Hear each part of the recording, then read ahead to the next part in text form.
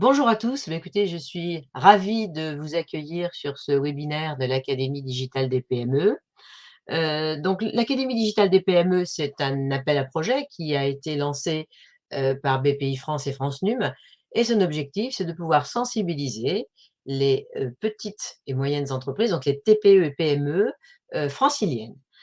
Pour cela, le programme a été, découpé, on va dire, en 6 axes, 6 principales thématiques que sont la stratégie digitale, le marketing et la relation client, l'optimisation de ses processus internes, c'est notre sujet aujourd'hui, les cadeaux de vente à privilégier. Sur ces 4 sujets, c'est Digispin que je représente aujourd'hui qui, traite de cette, thématique. Sur les 2 autres axes que sont la cybersécurité, c'est notre partenaire Cyberzen et sur l'axe conformité, RGPD données personnelles, c'est DPO Consulting. Alors, ce programme, on peut y rentrer de différentes manières. Je ne sais pas les participants, comment vous y êtes arrivés, mais, on peut y arriver par un webinaire, c'est peut-être comme ça que vous nous avez connus, auquel vous participez aujourd'hui, ou on peut y rentrer par le biais d'un diagnostic, qui permet à chaque entreprise donc qui le réalise, ces quelques minutes, d'avoir en quelque sorte une radiographie et un diagnostic, des priorités digitales qu'elle doit mettre en place, voilà. Parce qu'effectivement, pour la petite entreprise, par où commencer, que choisir, que suivre? C'est toujours un petit peu compliqué. Donc ce diagnostic va donner un premier niveau d'aiguillage, on va dire, pour prioriser les webinaires. Quant aux webinaires, eh beh, il y en a aujourd'hui, un certain nombre qui se sont déjà déroulés, que vous pouvez en revoir en mode replay et il y en a plusieurs qui sont en live. Tout à l'heure, à la fin, je vous dirai, les prochains webinaires qui sont prévus. Aujourd'hui, en replay, vous avez par exemple un webinaire qui porte sur, comment, organiser, sa stratégie digitale, comment planifier donc ses priorités. Il y en a un autre qui est sur le marketing client, et puis il y en a un autre sur, les canaux de vente, notamment sur l'e-commerce et les plateformes les marketplaces, on va dire, hein, pour voir un petit peu la différence entre les 2, lesquels choisir et en tout cas, comment s'y prendre pour, avancer, sur ces sujets-là. Bien. Donc, aujourd'hui, j'ai le plaisir moi-même en tant que donc associé conseil Digispin d'animer ce séminaire sur la thématique d'efficience et agilité. Donc je vais commencer en quelques mots, vous dire, qui nous sommes, Digispin. Donc nous sommes ce qui nous caractérise, c'est que nous sommes un cabinet, j'ai un petit souci avec ma présentation, qui n'avance plus. Alors, voilà, alors maintenant ça va peut-être avancer un peu vite, voilà.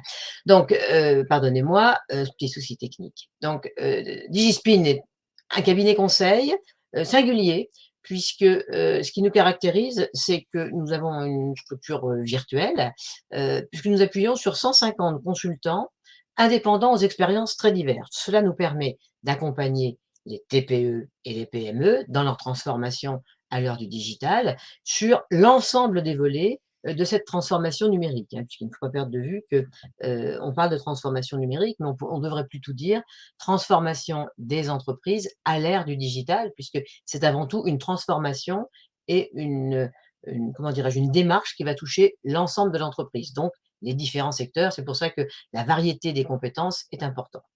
Nous proposons aussi une plateforme digitale, c'est pour ça que je parlais tout à l'heure de virtuel, qui va faciliter l'accès, aux entreprises, TPE, PME qui s'y connecteront, à ces palettes de compétences. C'est pour cela que notre raison d'être, je dirais, est de vous accompagner tous ensemble, dans une transition numérique équitable. C'est-à-dire que nous estimons que les TPE et PME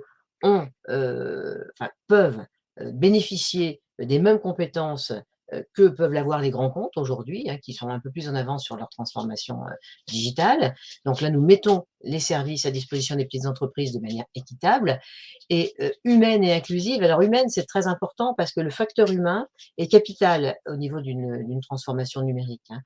C'est capital puisqu'effectivement, d'une part, tout le monde n'a pas la même appétence et les mêmes compétences au niveau de l'entreprise, et puis, c'est important de pouvoir comment dirais-je? Travailler sur tout ce qui va être crainte et réticence et être capable d'avoir un excellent accompagnement, une conduite au changement qui heu, avancent sur ce sujet-là. Le dernier mot qui est inclusif, bah, c'est inclusif donc à la fois pour les entreprises, comme j'ai dit tout à l'heure et aussi pour, les consultants indépendants qui ont quelquefois un peu de mal à rentrer en contact avec l'entreprise sur des projets. Donc là, notre objectif, effectivement, notre raison d'être, bah, c'est de pouvoir inclure tout ce tissu économique, pour avancer ensemble dans la transformation, digitale.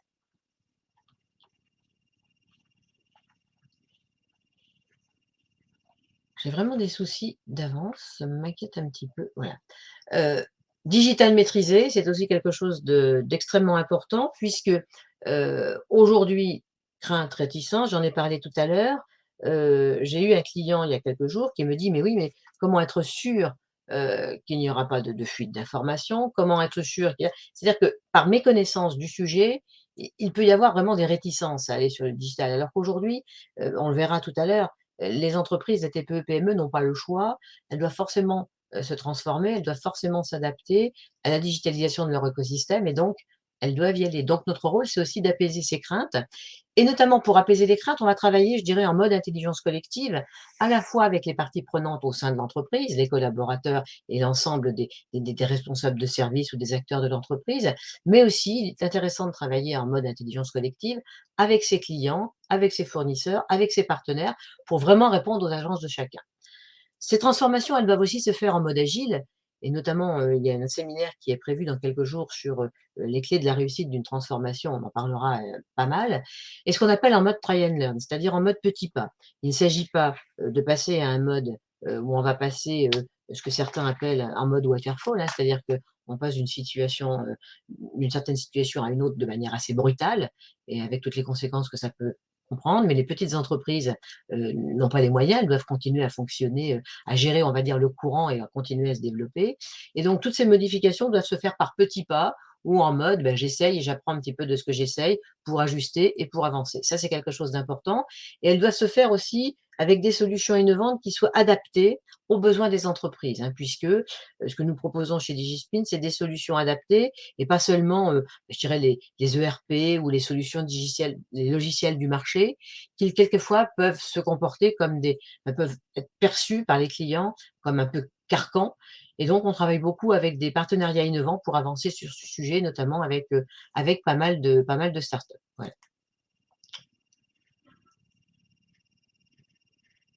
Le dernier point, que je souhaitais souligner, c'est notre proposition de service. Donc cette proposition de service, elle est organisée autour de 4 apports majeurs du digital pour nous, au niveau de l'entreprise.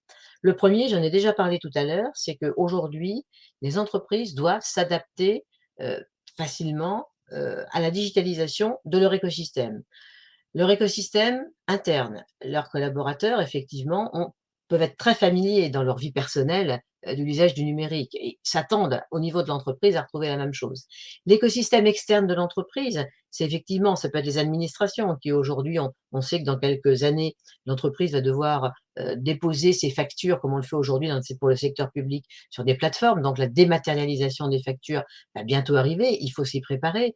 C'est aussi des éléments que, certains fournisseurs demandent, des partenaires demandent pour la livraison, pour, la mise à disposition de matières premières, de choses comme ça. Donc c'est vrai qu'aujourd'hui, ces environnements se digitalisent pour que la communication, soit de plus en plus fluide, hein. Alors il y a aussi évidemment le télétravail. Alors on devrait dire d'ailleurs aujourd'hui le travail hybride sur lequel on avance puisque de télétravail en période de crise, on va dire, confinement, on passe aujourd'hui à un mode de travail hybride, c'est-à-dire que les entreprises proposent ou pas en fonction de leur activité à des collaborateurs de toujours travailler en distanciel et c'est pour ça qu'on a nous monté des offres d'accompagnement sur ces sujets, qui vont porter à la fois sur l'aspect humain, l'aspect organisationnel, et puis l'aspect réglementaire aussi parce qu'il y a encore des réglementations et au travers de l'offre digistancielle. Donc ça, c'est un premier axe de travail. Le second, c'est, l'aspect efficience augmentée, par des outils et process modernes. Ce sera le cœur de ce qu'on fait aujourd'hui, la digitalisation des process et là, c'est vrai que c'est important de mettre en place des outils, des process modernes. On verra comment on le fait tout à l'heure et on a un focus tout particulier, sur les paiements, hein. Alors on pourra en reparler un peu aujourd'hui, mais c'est pas vraiment l'objet aujourd'hui, c'est de manière un petit peu plus globale, l'approche processus. On s'est rendu compte aujourd'hui que les TPE-PME, utilisent encore beaucoup de moyens de paiement manuels, ce qui induit du délai, ce qui induit du temps, ce qui induit des erreurs et la digitalisation des paiements est un axe fort, sur lesquels on peut rapidement, gagner des choses.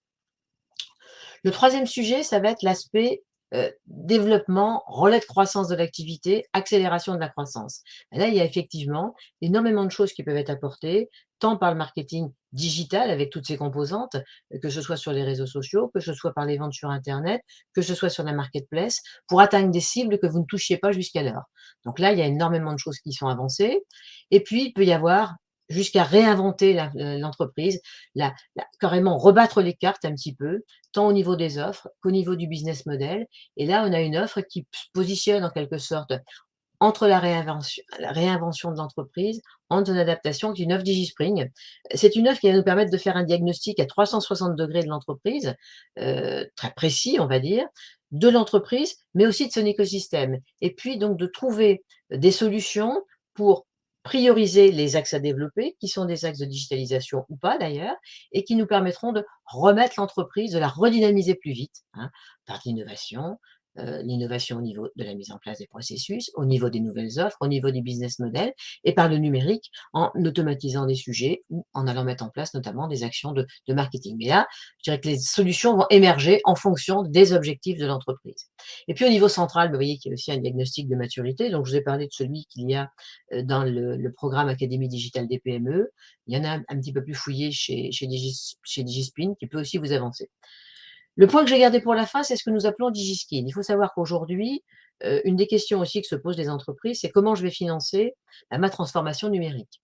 Alors effectivement, nous aidons nous aussi les clients que nous accompagnons à aller chercher ces fonds au niveau de la région, au niveau du département, parce que chaque département propose, même en Île-de-France, des choses très différentes. Et puis, il y a quelque chose auquel on oublie des fois, c'est de penser, au financement par la formation. Et Digispin est depuis, quelques mois certifié Calliope. Pour les non-initiés, ça veut dire que, à partir du 1er janvier 2022, seules seront financées par les OPSCO les formations faites par des certifiés Calliope, hein, donc c'est pour quelque chose de très important.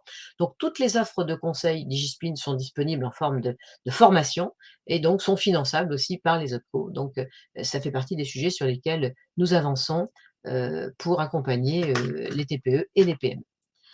Alors après cette première présentation, ce que je vous propose, c'est moi très rapidement de me présenter. Donc, j'ai déjà dit que j'étais associée conseil Digispin, plus particulièrement en charge, des TPE et des PME, hein. Je coordonne je suis aussi l'interlocuteur sur ce programme. J'ai une douzaine d'années d'expérience de conseil, donc j'ai accompagné des entreprises de tout secteur d'activité, de toute taille aussi, puisque dans des programmes collectifs, j'ai accompagné, des artisans, mais j'ai accompagné des entreprises aussi qui pouvaient avoir jusqu'à plus de 100 collaborateurs, donc des tailles diverses, des problématiques diverses. Mais moi, mon cœur d'activité, ça va être d'être capable d'accompagner l'entreprise dans son adaptation, dans sa transformation, dans sa performance commerciale, mais toujours en tirant parti de 2 leviers importants, qui sont l'intelligence collective, c'est-à-dire associer les collaborateurs, alors peut-être pas tous, mais des collaborateurs choisis pour tracer les trajectoires, pour se remettre en cause et puis aussi tirer parti du digital. Alors le digital comme étant un outil, bien évidemment, un moyen et pas une fin en soi, puisque dans la transformation numérique, le digital est un moyen de faire des choses, mais avant tout, c'est un projet global d'entreprise qui va permettre à l'entreprise de de répondre à ses enjeux et d'atteindre ses objectifs. Et j'interviens sur des missions d'audit ou de conseil, de business coaching parce que bien, effectivement, une fois qu'une trajectoire est définie pour une entreprise, bien, il faut être capable de garder le cap et en puis coachant les collaborateurs et le dirigeant, on arrive mieux à atteindre effectivement ses objectifs. Alors avant de rentrer dans le vif du sujet aujourd'hui, donc de parler des processus, je voulais revenir aujourd'hui sur, la situation des TPE et des PME. En cette sortie, alors sortie de crise, on n'est pas encore complètement sorti, mais, heu, aujourd'hui, pourquoi les entreprises doivent-elles accélérer, leur transformation digitale? Et pourquoi est-ce que tout ça devient, absolument incontournable? Bah, déjà, on s'est rendu compte, au milieu que pendant la crise Covid, notamment pendant le confinement, bah, les entreprises qui s'étaient digitalisées s'en sont mieux sorties que les autres. Alors on peut donner, pas mal d'exemples, hein, c'est le click and collect de certains, c'est, garder le contact avec les clients, en mettant des messages sur les réseaux sociaux, c'est, pourquoi pas, se remettre, inventer de nouvelles offres, apporter le part digital, pour répondre aux questions qui se posaient. Mais ce mécanisme, je dirais, s'est accéléré ces derniers temps, hein. C'est-à-dire que pendant le covid, ça a été fait très vite, ça a été fait à pas forcer et les entreprises se sont rendues compte que, bien, en fin de compte, elles pouvaient être encore plus agiles que ça. C'est-à-dire que, bah, faut continuer dans ce sens-là. Donc maintenant, cette transformation digitale qui était entamée pendant le covid, il va falloir la pérenniser, hein. C'est-à-dire que, bah, regarder ce qu'on avait peut-être fait un peu avec des bouts de ficelle, le faire maintenant de manière beaucoup plus pérenne et puis voir comment on peut, bah, rebondir encore plus vite parce que, bah, le temps qu'on a un petit peu perdu pour certains, ou même beaucoup de temps perdu, pour d'autres, pendant la crise covid, eh beh, il va falloir le rattraper. Et puis, beh, cette crise, malheureusement, il va y en avoir d'autres peut-être, sur d'autres sujets, mais elles se sont rendues compte que comme ça permettait d'être plus agile, donc de ne pas travailler d'une seule manière, de gagner en agilité, on va y revenir, eh bien, il convenait de le faire. Alors c'est aussi ce que l'histoire aussi nous a apporté des choses sur ce sujet. Je vais vous parler donner deux trois exemples d'anciennes entreprises. Je ne sais pas si vous aujourd'hui, vous connaissez bien sûr l'entreprise mondiale Netflix, toute proportion gardée, hein, par rapport aux petites entreprises que vous êtes. Mais Netflix a commencé par vendre, des boîtiers, hein, pour des cassettes vidéo, des choses comme ça. Et puis, bah, effectivement, c'est adapté au digital et puis, bah, aujourd'hui, on voit la plateforme que c'est et qui devient producteur de cinéma. Donc ça veut dire que dans le temps, l'adaptation à l'environnement, à la digitalisation peut faire un changement complet. Et puis il y a des erreurs aussi. Si on reprend Kodak, Kodak, à l'époque où Sony commençait déjà à travailler sur les appareils photo numériques, eh bien, il y avait un ingénieur chez Kodak qui avait senti venir cela et qui est allé voir la direction en disant: «Voilà, j'aimerais qu'on puisse travailler là-dessus, que les gens puissent regarder leurs photos sur leur téléviseur» et à l'époque, l'équipe dirigeante de Kodak lui a dit: «Mais ça va pas, aujourd'hui les gens ne sont absolument pas prêts à ça». On sait ce que l'histoire a donné, hein, effectivement et le retard qui n'a jamais pu être rattrapé sur ce sujet par Kodak. Donc ça veut dire qu'il faut être capable de prendre le train au bon moment, hein. Alors je souhaiterais aussi la digitalisation de l'écosystème, c'est quoi? C'est aussi, bah, les plateformes, c'est, les bookings par exemple, c'est les Airbnb, c'est des choses comme ça qui apportent de nouveaux usages. Donc ça aussi, il faut l'avoir en tête et voir que, bah, l'entreprise, elle doit prendre tout ça pour avancer. Alors, si on revient maintenant sur l'agilité, si on regarde un petit peu les définitions que l'on peut trouver de l'agilité, on entend parler beaucoup d'agilité, mais ça veut dire quoi l'agilité? Bah, quand on parle d'un acrobate ou d'un pianiste, bah, c'est une légèreté, une souplesse dans les mouvements. Mais on parle aussi des fois d'agilité d'esprit, hein, pour la vivacité intellectuelle, c'est-à-dire la capacité en quelque sorte à s'adapter à telle ou telle situation, hein. J'ai fait une formation cette semaine, dans le domaine commercial. Effectivement, j'ai illustré mon propos par une petite vidéo que j'avais trouvée, qui était un caméléon qui grimpait sur une petite tige, c'est une expérience qui avait été faite, avec des couleurs différentes, et ce que l'on voit sur cette vidéo, c'est le caméléon qui passe de la couleur rouge à la couleur verte, à la couleur jaune et tout ça de manière parfaitement harmonieuse par rapport aux couleurs de la petite baguette sur laquelle l'expérimentateur le faisait se déplacer. C'est effectivement ça l'entreprise doit aujourd'hui se comporter exactement comme ça, ainsi que le commercial d'ailleurs. C'est pour ça que je l'ai mis au niveau de cette formation. Donc c'est une capacité, mais qui doit être extrêmement concrète, hein. Alors elles l'ont déjà, les petites entreprises l'ont déjà beaucoup mieux que les grandes, mais on doit vraiment s'en servir, c'est de s'adapter rapidement et efficacement à l'environnement et à tout ce qui peut se passer autour et ça veut dire qu'il bah, il faut avoir, comment dirais-je? Une organisation, il faut avoir un mode de fonctionnement qui permet, je dirais, de faire ce réglage, parce que ça ne se décide pas. L'agilité, c'est quelque chose qui ne se décide pas. Quand on parle de légèreté, de souplesse dans les mouvements du corps, si vous dites: «Demain matin, je veux devenir acrobate», eh ben non, ça va prendre du temps. Il va falloir que votre corps s'habitue, il va falloir que vous fassiez des élongations, il va falloir que vous faisiez ci. Puis il y en a certains peut-être qui, ne pourront pas parce que, leur corps ne peut pas. L'entreprise, c'est pareil. Si elle n'a pas été préparée, si elle n'a pas été organisée pour, si elle n'a pas avancé, eh bien, elle aura du mal et ça prendra beaucoup de temps de devenir agile. Or aujourd'hui, il faut le commencer le plus tôt possible, j'allais dire et les processus, vous allez le voir, ça va être vraiment la cheville sur laquelle on va pouvoir s'articuler pour être complètement agile et surtout, s'adapter. C'est-à-dire que, réagir, ça veut dire: «Je travaille comme ça, mais là, il y a quelque chose qui se passe, qui vient me perturber», quelque chose qui n'est en plus pas prévisible. C'est-à-dire que, certains évidemment, prospectives avaient dit, une pandémie peut arriver ou pourrait dire: «Il peut y avoir une crise financière». Mais on repousse toujours les choses. On se dit: «Ah, ça n'arrive qu'aux autres» et cetera. Mais là, aujourd'hui, on est dans un monde, vous avez peut-être entendu parler d'un monde qu'on appelle, alors les anglo-saxons disent VUCA, en France, on va dire VICA, ça veut dire volatilité, le V de vue, ensuite incertain, le I, incertain, c'est-à-dire qu'on ne sait pas, il y a plus de certitude, il y a plus de choses qui sont établies, qui sont gravées dans le marbre, hein. Le C, complexe, donc il y a plein de paramètres qui vont rentrer en jeu, tout est interconnecté, interimbriqué et donc c'est un petit peu difficile et puis, le A, bah, c'est l'aspect, aléatoire des choses, c'est l'aspect, heu heu, bah, qu'on ne peut pas prédire en quelque sorte, voilà. Donc tout cela fait partie des choses, qu'on doit prendre en compte au niveau de l'entreprise. Alors, effectivement, les constats que l'on va faire aussi au niveau de ces PME, c'est que bien entendu, elles ont toujours alors ça je vais le mettre, mais je j'ai pas cette prétention de vous l'apprendre parce qu'effectivement, quel que soit moi-même étant chef d'entreprise, donc je sais ce que c'est. La première des choses qu'on veut, c'est le carnet de commandes et la trésorerie, c'est le nerf de la guerre. On doit toujours c'est toujours les éléments sur lesquels le chef d'entreprise veille. Mais ce qu'on constate aussi, c'est qu'effectivement, ses souhaits, c'est de produire plus, d'augmenter ses marges et de conquérir des clients. C'est l'aspect, surtout en période de post-Covid, de redynamiser l'activité.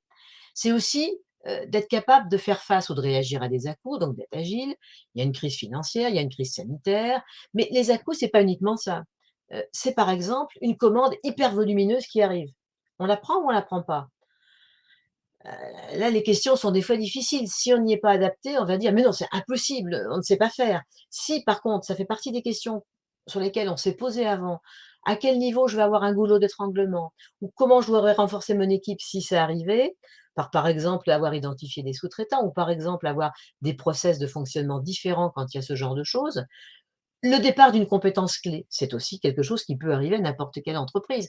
Donc tous ces aspects-là font partie des choses effectivement, auxquelles l'entreprise doit se préparer et néanmoins avec des ressources qui ne sont pas extensibles, voire contraintes, notamment au plan humain et au plan financier.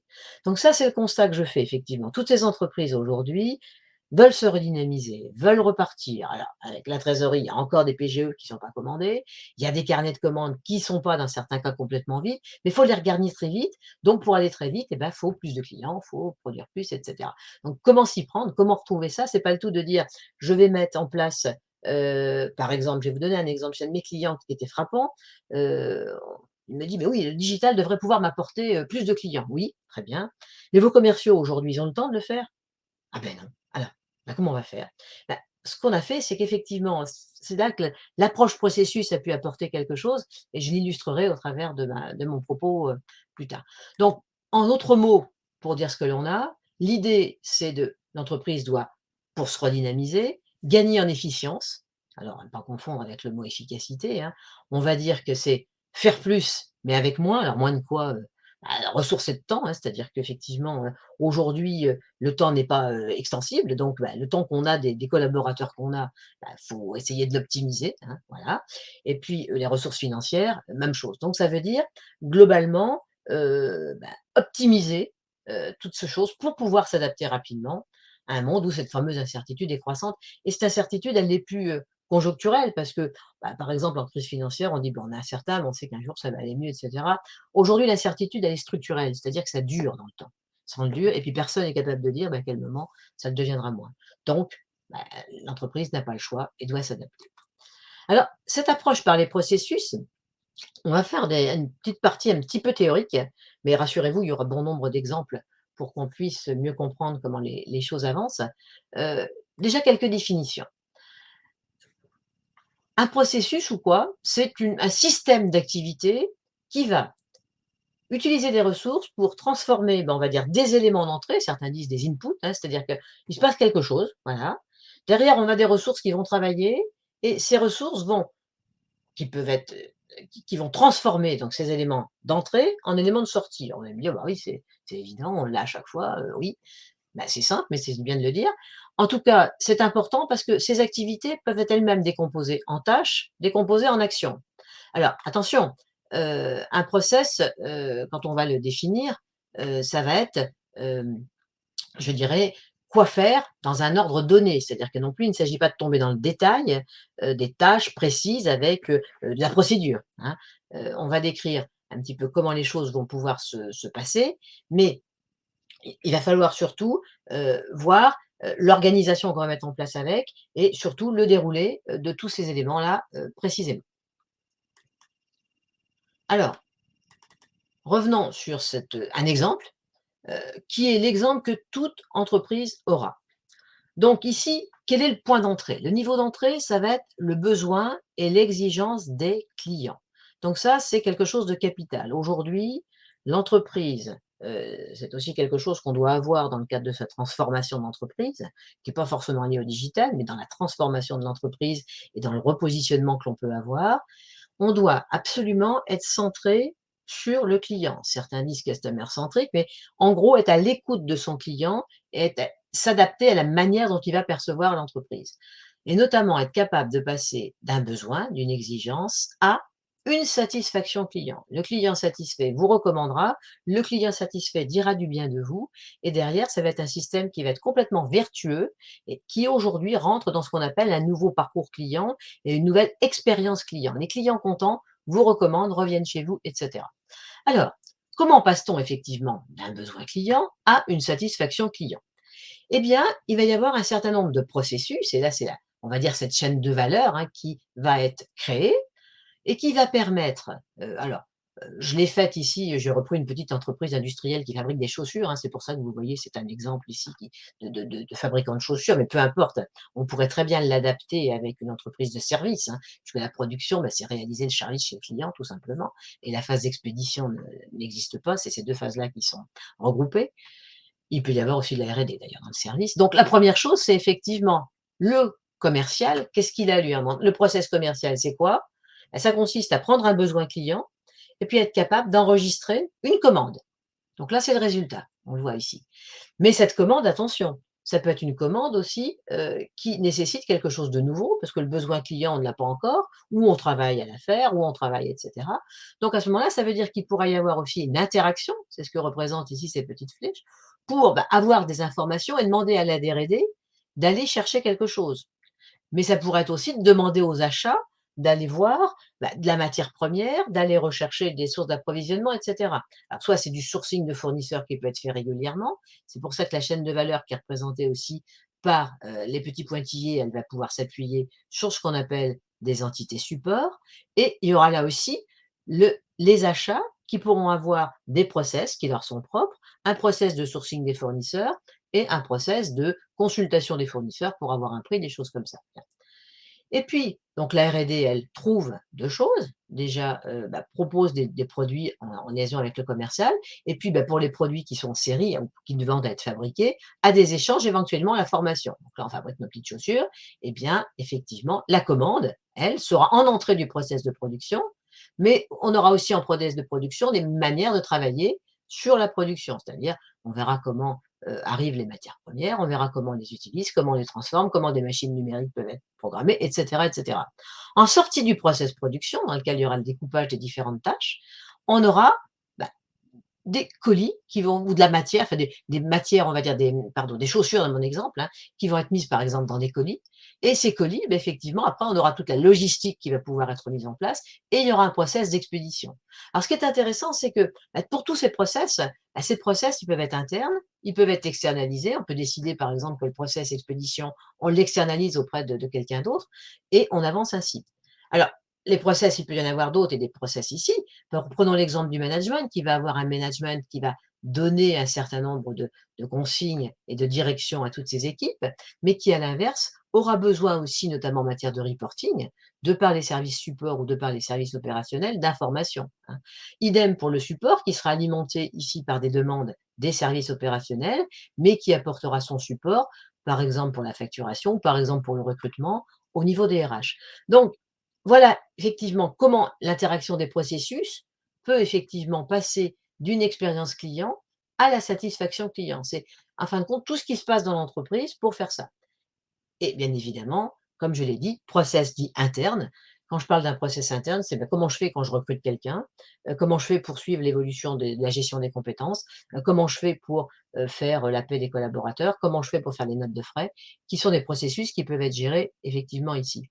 Mais le process j'allais dire clé pour une entreprise et pour la redynamiser notamment et qu'elle reparte plus vite, c'est effectivement ce process de gestion de valeur et qui est en quelque sorte peut être décomposé en process élémentaires, hein, en fonction de la complexité de l'entreprise. Parce que j'ai des clients, moi, qui sont certains qui sont des petites structures, hein, et pour lesquels effectivement, bah, le process principal, il est ici. C'est du service, donc il n'y a pas d'expédition, il n'y a pas de production, et les choses peuvent aller beaucoup plus simple. Bien. Alors, le problème, ce qu'on fait comme constat dans les entreprises, c'est que ces process, bah, ils sont dans la tête de plein de gens, mais ils ne sont pas formalisés, hein. Alors, qu'est-ce qui se passe après? Bien, on peut avoir des collaborateurs qui agissent à leur guise. Je vais vous donner un exemple très, très simple. A priori, un commercial, prend un besoin client et puis, bah, il doit, faire un chiffrage, être capable de faire un devis pour, être capable de donner un prix à son client et faire une offre commerciale. Bien. Et là, il y a 2 solutions. Effectivement, soit c'est des prix de matières qui existent et qui sont connus, donc il a vraiment les éléments. Mais là, il se trouve que ce client avait exprimé un besoin avec des matériaux qui sont un peu exotiques et qui n'étaient pas connus. Bien. Eh bien, moi, j'ai un client qui avait des commerciaux qui directement contactaient les fournisseurs. Bien. Alors que dans l'entreprise, il y avait un acheteur qui avait été désigné, dont c'était la mission. Mais le commercial trouvait que ça allait plus vite. Ben oui, mais le commercial, après, on se demande pourquoi il avait plus de temps pour aller faire du commerce. Ben parce qu'il faisait du travail qui n'était pas le sien. Donc, en fin de compte, et en plus, l'acheteur, lui, se trouvait frustré. Donc, ça avait des conséquences, la non-application de ce process. D'une part, d'handicaper le commercial dans sa tâche première, ou dans son process premier qui était d'aller chercher des clients et de faire des ventes.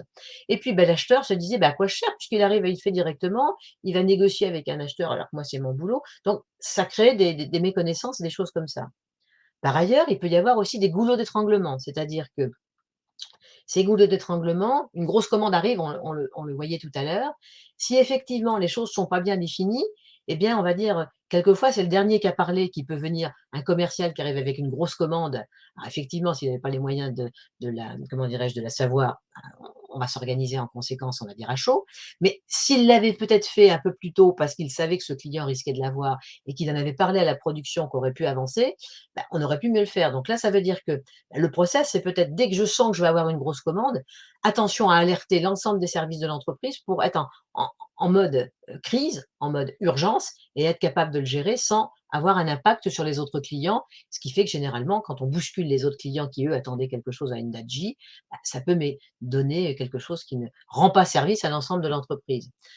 Autre chose, c'est le service après-vente. Le service après-vente, vous savez aussi que, bah, si les process ne sont pas respectés, on a aussi des clients qui sont mécontents. On peut avoir, bah, des factures qui ne sont pas réglées, on peut avoir des mécontentements qui se mettent en place et on peut avoir des coûts supplémentaires parce que, un service après-vente qui n'est pas géré à temps peut, enclencher des coûts supplémentaires de factures ou des choses comme ça. Ou de la même manière, une facture qui ne part pas assez tôt, ou qui n'est pas, relancée dans un process de facturation, ça peut être aussi des difficultés de trésorerie par l'entreprise parce que le client ne règle pas. Donc, on va dire, il faut avoir une mécanique assez huilée, sans pour autant être contraignante, hein. C'est-à-dire que c'est pas parce que, certaines, par exemple, start-up disent: «Ah oui, les process, c'est complètement dépassé, ça nous empêche d'avancer, ça nous empêche d'être agile». Il ne faut pas vivre le process comme quelque chose de contraignant, mais au contraire comme quelque chose qui peut aider pour agir et pour le faire. Et là, c'est là, en fin de compte, qu'il faut faire preuve de dextérité, effectivement. Et je vais essayer d'avancer avec vous pour voir les clés qu'il pourrait y avoir, sur ces différents sujets. Alors, quels bénéfices, peut-on effectivement avoir? Pardonnez-moi, j'ai avancé un petit peu trop vite.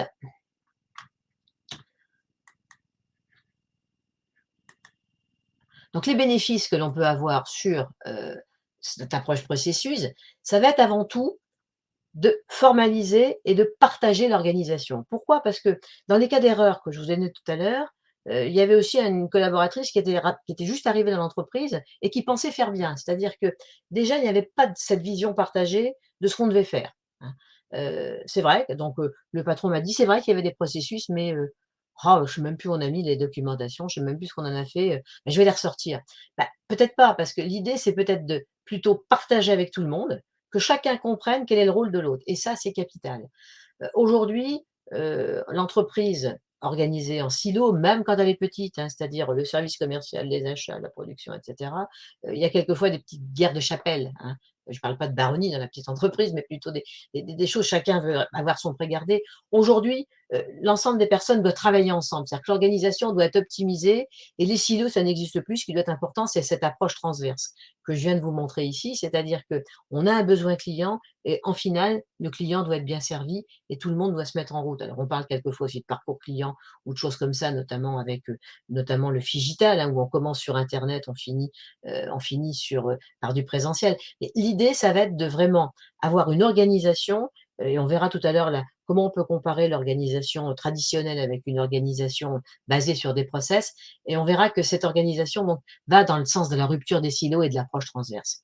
L'idée, c'est aussi de s'appuyer sur un modèle fonctionnel pour pouvoir mieux agir sur les facteurs d'amélioration. C'est-à-dire que si on dit, bah, voilà, prenons l'exemple de la grosse commande volumineuse qui arrive, bah, comment je peux faire pour le mieux le traiter? Comment je traite aujourd'hui, l'arrivée d'une commande? Et comment, si une grosse arrive, je peux vouloir le traiter? Et c'est comme ça qu'on va s'améliorer, mais pas s'améliorer du jour au lendemain. C'est un process d'amélioration continue là aussi, hein. Donc c'est ça quelque chose qui est important. C'est-à-dire que, encore une fois, comme je l'avais dit dans mon propos, l'entreprise pour devenir agile et pour pouvoir toujours s'améliorer, ça va être une démarche de petits pas et où on va pouvoir effectivement, au fur et à mesure des problèmes qu'on identifie, se mettre en mode, d'y réagir le plus efficacement possible, dans ce mode d'amélioration continue.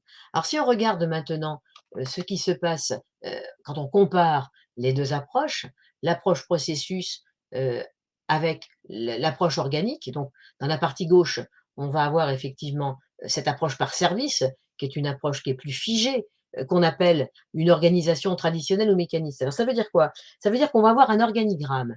Cet organigramme, il va s'apposer sur généralement une unité de lieu. C'est-à-dire qu'on va dire on a, si vous avez par exemple plusieurs sites géographiques, le site, il y a tel service, tel service, tel service, et le service 1 il fait ça, le service 2 fait ça, le service 3 fait ça. C'est-à-dire qu'au sein d'un service, eh bien, on a des tâches qui sont dévolues à un certain nombre de collaborateurs. Peut-être avez-vous ce qu'on appelle des fiches de poste, hein, où on dit, bah, voilà, au sein de votre service, vous serez amené à faire ci, vous serez amené à faire ça. Donc là, ça correspondait à ce qu'on a pu appeler, il y a des dizaines d'années, la taylorisation ou la standardisation, c'est-à-dire que, ben, on sait on a un travail découpé par tâches et puis, bah, chacun fait sa tâche, voilà. Alors et puis, ça veut dire que dans certains cas extrêmes, qui n'est peut-être pas le cas de vos entreprises aujourd'hui, et bah, les gens sont dans une tâche et puis ils disent: «Ah ben là, c'est pas de mon ressort, ça, c'est pas de mon ressort». Aujourd'hui, on peut plus travailler comme ça, c'est plus possible, mais plutôt de travailler sur ce qu'on appelle donc la colonne de droite, une approche qui va être figée sur la finalité du processus, d'accord? C'est-à-dire que, toute l'entreprise doit concourir, dans un process donné, le process commercial, il va pouvoir y avoir plusieurs acteurs, hein. Il va pouvoir y avoir, bah, l'acheteur qui va intervenir s'il y a besoin d'aller chercher de nouveaux produits, de nouveaux prix. Il peut y avoir, la production, le service production qui intervient pour dire: «Attention sur l'échéance de la commande, tu viens de me dire que là, il devrait y avoir une grosse production qui arrive, mais moi j'ai déjà un emploi du temps qui est bien, mis en place, donc il faut qu'on voit comment on peut s'organiser». C'est-à-dire que la finalité du processus, c'est le client satisfait, donc le process commercial, on ne va pas aller donner n'importe quelle date à un client, si on sait que d'ores et déjà on ne pourra pas le faire. Il va falloir composer avec tout ça, peut-être négocier avec d'autres clients, peut-être voir, mais en tout cas, c'est pas moi je suis commercial, je prends ma commande et puis après la prod elle s'occupe. Non, on travaille tous ensemble. Donc ces organisations doivent être plus modernes, on les appelle des fois organiques. Les missions, excusez-moi, il manque un L. Les missions sont déterminées, par les processus auxquels on appartient et flexible l'agilité. J'ai pris tout à l'heure, cet exemple du commercial qui je pense parle à tout le monde, hein. Effectivement, on dit quelquefois les commerciaux vendent n'importe quoi. Bah, c'est des commerciaux, moi-même je suis commercial donc j'ai souvent entendu ce de base, donc j'ai souvent entendu ce discours. En fin de compte, le commercial doit vraiment s'intéresser, mais est-ce que derrière les gens qui vont soit délivrer le service, soit faire le produit et le livrer au client, vont être en mesure de le faire et cela, pratiquement même avant de prendre sa commande. Donc c'est travailler tous ensemble, travailler dans cette flexibilité, dans cette agilité.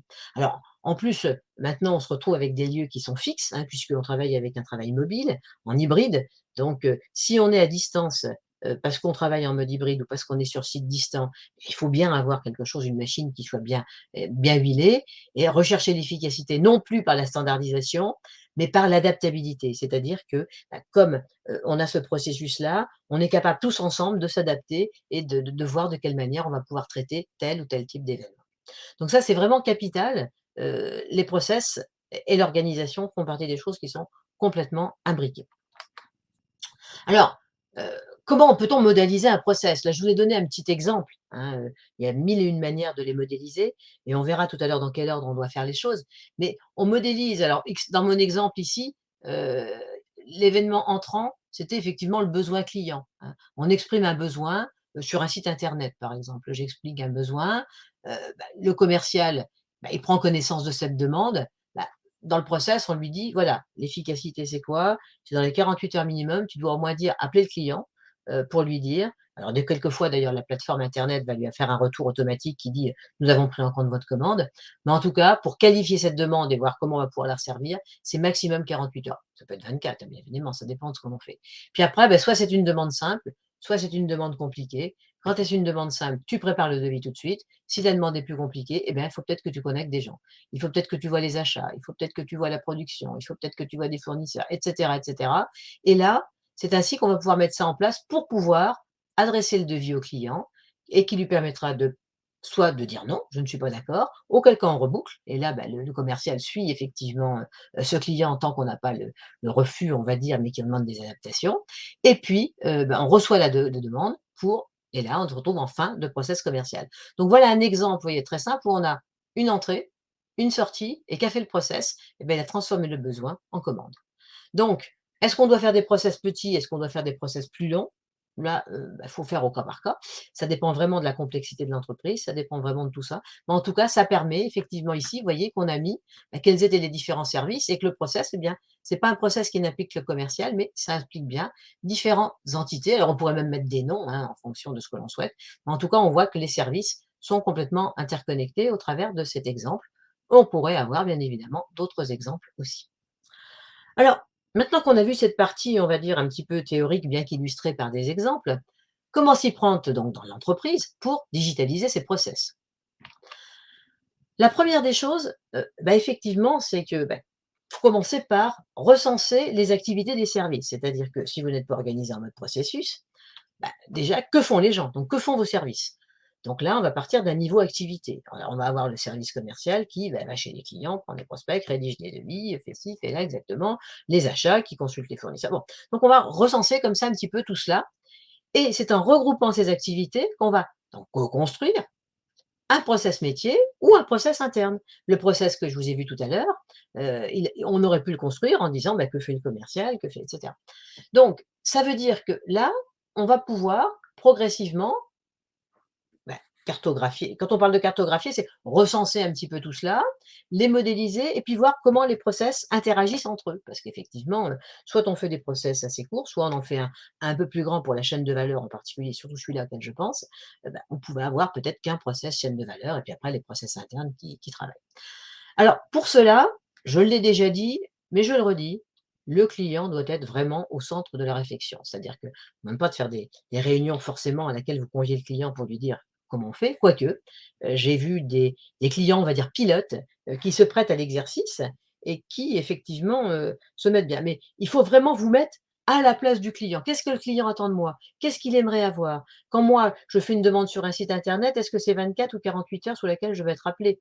Généralement, c'est très, très vite. Donc c'est vraiment tout cela et pour cela, il va falloir travailler tous ensemble en mode intelligence collective avec les parties intéressées. Quand on parle tout à l'heure du process exemple qu'on a vu, effectivement, il faut que les achats comprennent que, le commercial, il aura besoin d'une très grande réactivité de la réponse du fournisseur pour pouvoir faire son devis. Il faut aussi que la personne de la production, sache que le commercial, il a assez besoin rapidement, de la date à laquelle on pourra produire pour dire à son client: «Écoutez, dans son devis, voilà, nous serions capables de vous livrer à telle date» et cetera. Pour que chaque personne puisse comprendre les contraintes des autres. Le commercial aussi, dans le process commercial, il n'a pas à donner des ordres à tout le monde, il doit aussi comprendre les contraintes des autres services, hein. Donc c'est vraiment on se met tous ensemble autour d'une table et on dit: «Voilà, maintenant on va essayer de travailler comme ça». Alors, on s'y prend comment? On part par ce qui va être le plus impactant. Donc la chaîne de valeur, on en a déjà parlé tout à l'heure, c'est effectivement le cœur qu'il faut absolument par lequel il faut commencer. Et attention à la granularité, hein, je l'ai dit déjà tout à l'heure, il ne s'agit pas de décrire la procédure, donc le mode d'emploi, mais plutôt de voir les grandes étapes par lesquelles on va passer. Ensuite, chaque service sait ce qu'il a à faire, ou on peut réécrire derrière des procédures pour comment fait-on un devis, faut aller sur le logiciel devis, ou faut aller sur le CRM, ou faut trouver des nomenclatures, peu importe. Ça rentre pas dans le process, hein. On n'est pas au niveau de la procédure.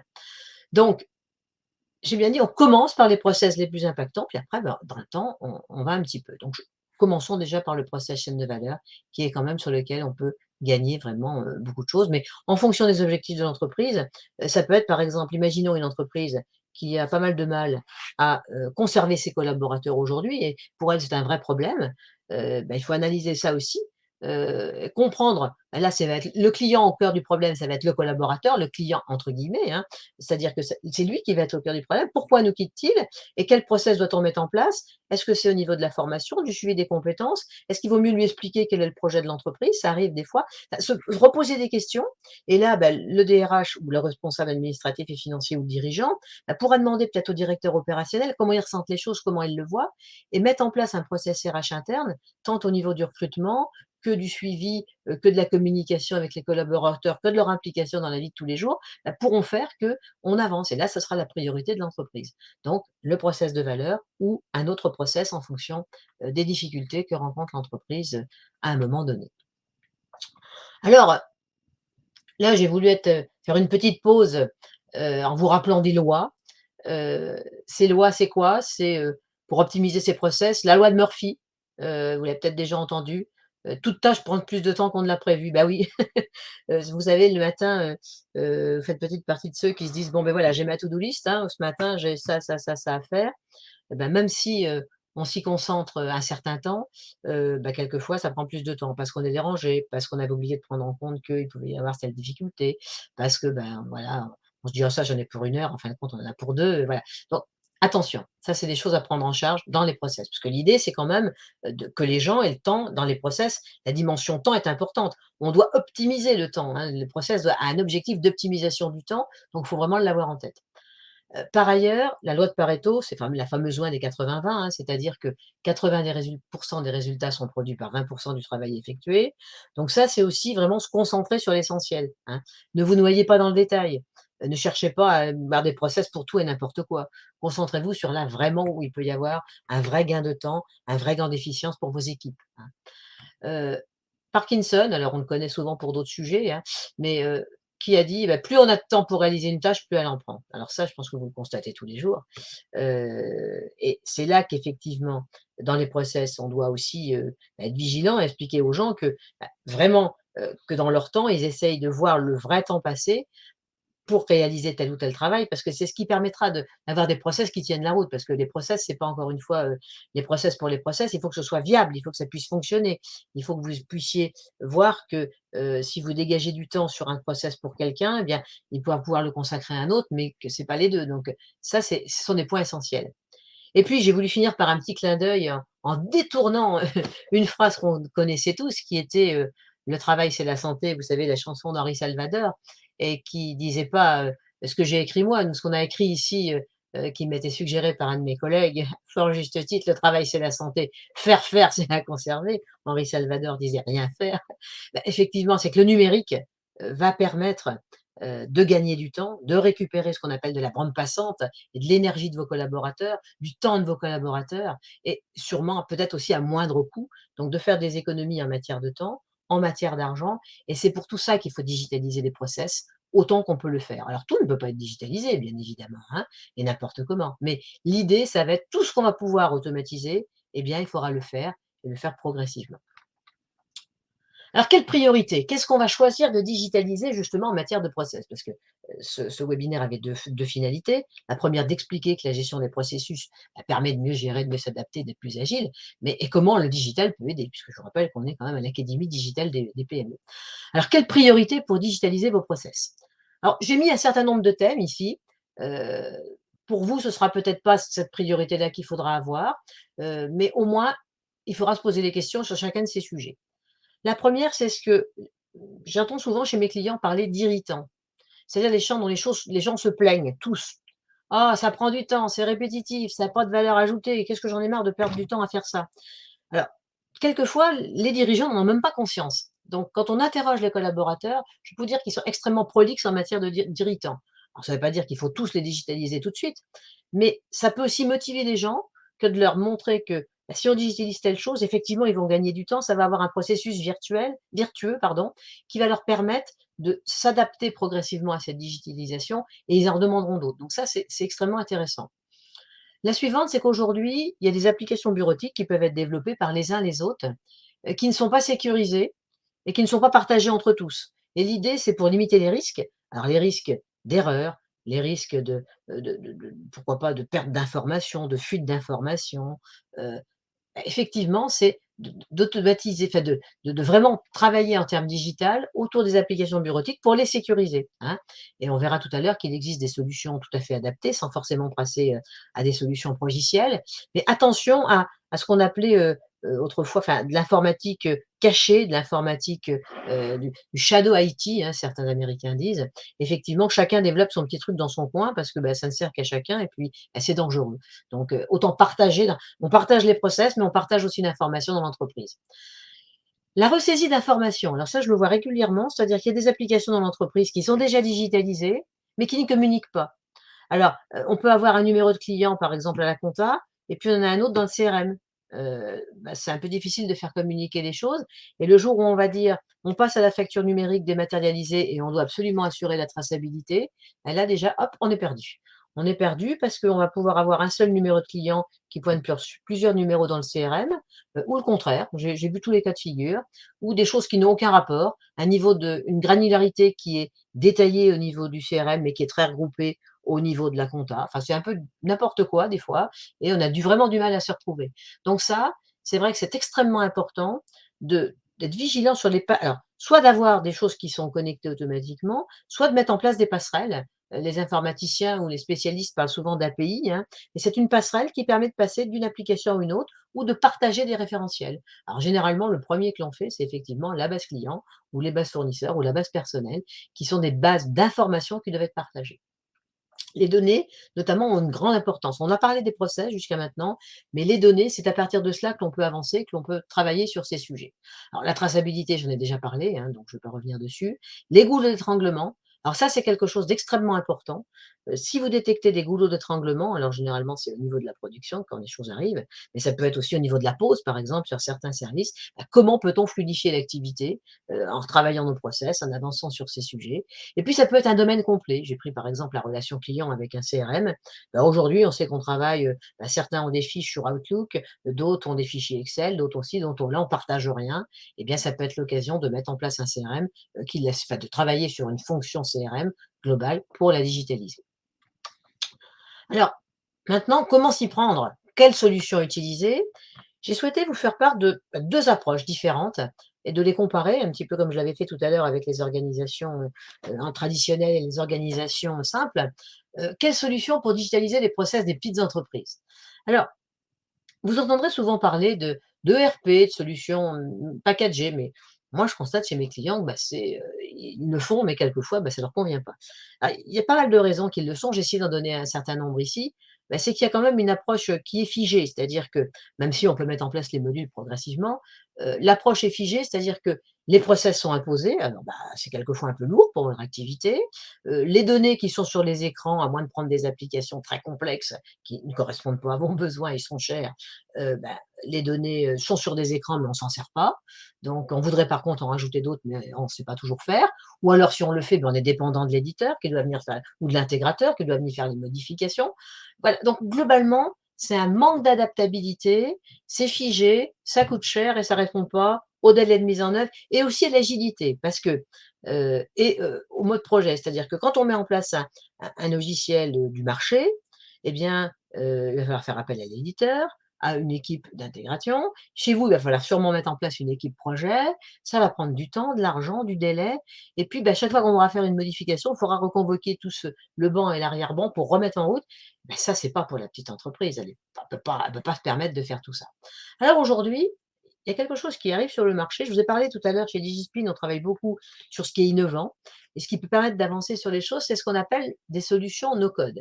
Alors, chose derrière de no code, ça veut dire qu'on va pouvoir construire des applications sans compétences informatiques particulières. Alors, c'est aussi ce qu'on pourrait appeler, de l'Excel 4.0, c'est-à-dire qu'aujourd'hui, il faut quand même avoir conscience qu'on va travailler sur des données. Donc des données, c'est quoi? Une table Excel, c'est une donnée avec des colonnes. Ça va être ce principe-là, c'est-à-dire que, vous allez pouvoir avoir une base client. Qu'est-ce que j'ai dans ma base client? Le nom, le SIRET, le code TVA, les adresses, un certain nombre d'informations comme celle-ci, les noms des contacts, et cetera, et cetera. Donc on va construire ces bases-là et puis autour, on va venir créer des processus. Donc si on prend la base client, le premier des processus, ça va être, qu'est-ce que je fais en termes commercial? Donc autour du CRM, comment je m'y prends? Et puis après, ce client, on va pouvoir lui livrer du matériel, on va pouvoir le facturer, donc on pourra continuer à travailler sur, la logistique, on va pouvoir travailler sur la facturation et puis on va pouvoir travailler comme ça sur différents sujets. C'est-à-dire que, par exemple, on pourra travailler sur un plan de production. Dans les petites entreprises, il n'y a pas toujours des plans de production agiles. Eh bien, une gestion de projet dans les no-code, ça se fait de manière extrêmement facile. Alors vous allez me dire, il existe des outils, je pense par exemple à Trello ou des choses comme ça, j'ai un de mes clients qui l'utilise aussi, mais c'est pas connecté au reste. Alors que là, si ça peut être connecté, ça veut dire que le commercial, quand il aura son devis, il pourra peut-être aller écrire quelque chose. Attention, production, je vais avoir une production à faire là. Comment tu pourrais la mettre dans ton plan de production? Tout cela va se connecter tout seul et de manière extrêmement simple. Ben, donc on aura des templates, c'est-à-dire que ces solutions no code, je vous en citerai une simple avec laquelle on travaille, ça s'appelle TimeTonic. Elle a des templates, c'est-à-dire que vous n'allez pas réinventer ce qu'est un CRM, vous n'allez pas réinventer ce qu'est un devis, une facturation, des notes de frais. Il y a déjà des choses qui sont prédéfinies, mais en tout cas, les données, c'est vous qui déciderez ce que vous mettez dans les colonnes. Mais sur un CRM, par exemple, ce qu'on appelle le pipe d'affaires, c'est-à-dire l'avancement des propositions qu'on a envoyées dans le temps en fonction de la maturité du client, qui vont depuis de l'émission d'une proposition jusqu'à l'émission d'un besoin client jusqu'à la réception d'une commande, eh bien, là, il y a des choses qui sont faites, qui existent, des tableaux que vous n'aurez pas à réinventer et vous gagnerez du temps. Ça permet 2 choses, une productivité décuplée, c'est-à-dire qu'on va très, très vite dans les mises en place et dans l'adaptation et des coûts réduits et surtout, c'est vous qui allez construire et maintenir ces applications. Donc il faudra des utilisateurs formés, hein, et les premières applications, des gens comme DigiSpin peuvent vous accompagner à créer les premières applications, mais après vous vous débrouillerez tout seul. L'idée, c'est pas d'être dépendant de quelque chose, c'est que vous puissiez faire vivre vous-même vos applications. Tiens, je rajoute, un nouveau produit ou tiens, je me rends compte que j'ai envie de segmenter mes clients de manière un peu différente. C'est-à-dire que je commençais par dire: «J'ai tous mes clients et maintenant j'aimerais bien avoir les clients de tel secteur et de tel autre». On rajoute une colonne dans le tableau et puis on va sur ces clients dire: voilà, ceux-là sont dans tel secteur, tel autre» et même si on ne l'avait pas prévu au début, ça va quand même continuer à marcher et on pourra continuer à travailler comme ça. Et puis, on pourra aussi connecter quand même ces applications no code à d'autres applications de l'entreprise, hein. C'est-à-dire qu'aujourd'hui, si vous avez déjà, par exemple, je vais prendre un exemple, vous avez déjà un CRM, on va pas vous dire basculez et que vous en êtes content, basculez pas votre CRM dans le no code, il existe, il est là. Par contre, il faudra le connecter avec les applications no code que vous pourriez développer à côté. Et là, il y a des connecteurs automatiques, donc ça permet d'avancer. Donc c'est vraiment du sur mesure, qui répond aux préoccupations des petites entreprises et c'est quelque chose d'innovant, d'intéressant et sur lesquels nous engageons vraiment les petites entreprises à se positionner. Alors pour conclure, je parlerai un petit peu maintenant du projet de transformation numérique avec, l'agilité qu'il faut avoir et sans détailler forcément le détail puisque, il y a un webinaire qui est proposé dans quelques jours, je regarde mes notes, il est le 16 novembre, et c'est les clés d'une transformation digitale réussie et je vous invite à le suivre, où on expliquera effectivement, comment on peut le faire. Mais pour les process, ramener au process, il faut se mettre effectivement dans un mode d'amélioration continue. Ça veut dire que il faut vous mettre avec des indicateurs ou ce que les anglo-saxons appellent des KPI, pertinents de vos processus en fonction de vos objectifs. C'est-à-dire que, par exemple, si on prend le process commercial, c'est quoi la pertinence d'un process? C'est de dire: voilà, j'ai tant de demandes en entrée, combien j'en sors en commande? Alors, on peut aller plus loin, c'est-à-dire de dire, j'en ai combien en entrée, à combien je vais envoyer de propositions, combien je vais avoir déjà de rendez-vous vraiment, ensuite à combien je vais envoyer de propositions et ensuite à combien je signe. C'est-à-dire que là, sur une chaîne de valeur aussi simple, on peut mettre 3 indicateurs qui font qu'on verra si le process il marche bien et à quel moment on déraille. Donc ça veut dire qu'on pourra s'améliorer sur telle ou telle chose en fonction du process et éventuellement adapter le process en fonction des résultats que l'on a. Si on voit que entre le moment où on a des besoins en entrée, on n'est pas capable d'avoir suffisamment de rendez-vous ou que nos rendez-vous, on fait tellement peu de propositions, soit il faut se poser des questions sur la qualité de nos propositions, soit il faut se poser des questions sur le sourcing en amont, mais il faut vraiment travailler sur ça, sur le process et sur la manière dont on travaille avec nos clients. Il en va de même. Le try and learn, j'en ai déjà parlé, le try and learn aux petits pas, c'est-à-dire que, il faut aussi, travailler avec les gens, consulter effectivement ces indicateurs pour voir quand on fait une modification, est-ce que ça a un impact sur l'indicateur, hein? C'est-à-dire que, on peut modifier les process facilement. S'ils sont modélisés, comme je vous l'ai montré tout à l'heure, on peut les modifier, communiquer aux gens et dire: «Bah, maintenant, on va essayer de faire ça parce qu'on s'est rendu compte que ça marchait pas très bien». Mais il faut très rapidement regarder ce que ça donne. Parce que, c'est pas si on regarde au bout de 2 mois que ce sera beaucoup trop tard, hein. Donc toujours, on fait ce qu'on appelle try and learn. J'essaie et j'apprends de ce que je fais pour voir si ça va bien. On fait une modif, ben, on va regarder dans la semaine qui suit effectivement si on a déjà des premiers résultats qui arrivent. Certains peuvent être plus longs en fonction de la durée d'un process évidemment. Si entre le moment où on rentre dans le process et on sort, on a un process de vente très long qui fait 4 mois, il faut un peu attendre. Mais dans des process courts, il faut regarder, avoir déjà, au moins une dizaine d'expérimentations. Dès qu'on a fait, 10 passages de process, on regarde déjà ce que ça peut donner. Voilà. Donc ça, c'est des éléments importants que vous devez avoir, toujours vous placer dans un process d'amélioration continue. Voilà, je j'en ai terminé pour ma présentation. Je reste maintenant à votre complète, disposition pour tout ce qui va être, répondre à vos questions, hem et avancer, sur ce vous donner en quelque sorte peut-être d'autres conseils, ou des précisions, sur ce que j'ai pu dire et sur cette partie processus. En tout cas, merci pour votre attention. Donc n'hésitez pas, pour poser des questions, j'ai oublié de le dire effectivement dans mon propos d'introduction, mais vous l'aviez peut-être deviné, il y a un chat, il y a, des questions, donc n'hésitez pas, les participants sont pour principalement tous restés jusqu'à la fin et je les en remercie. Donc n'hésitez pas à poser vos questions, dans le chat, mais cette question de processus en tout cas est une évidence, quelque chose de central, puisqu'effectivement si les entreprises, bah, veulent rester, veulent être de plus en plus efficientes et de plus en plus agiles, bah, la processus, c'est une des clés les plus importantes. Écoutez, pour l'instant, je ne vois pas de questions particulières, donc bah, écoutez, je vous propose d'en rester là. Juste un dernier mot quand même pour, répondre, ceux d'entre vous qui souhaiteraient, poser des questions. Une adresse email générique, pour la poser, c'est adpme@digispin.io. Nous nous ferons un plaisir de vous rappeler et de répondre à vos questions. Et puis je vais faire une annonce aussi sur les prochains webinaires. Donc dans le cadre de l'académie digitale des PME, je vous ai dit en propos d'introduction que, des webinaires s'étaient déjà passés, que vous pouvez les voir en replay. Mais les prochains, webinaires live qui sont prévus à notre catalogue sont au catalogue de l'Académie digitale des PME. C'est le 16 novembre, les clés d'une transformation digitale réussie. Le 25 novembre, les paiements digitales, donc c'est quelque chose aussi qui est lié avec les process. Et puis, le 8 décembre, là, on parlera de travail hybride, hein. Est-ce qu'effectivement ce travail hybride, c'est la nouvelle normalité aujourd'hui dans l'entreprise? Je vous remercie beaucoup et je vous dis, bah, vous retrouver, sur un autre webinaire peut-être. Bonne journée à tous. Au revoir.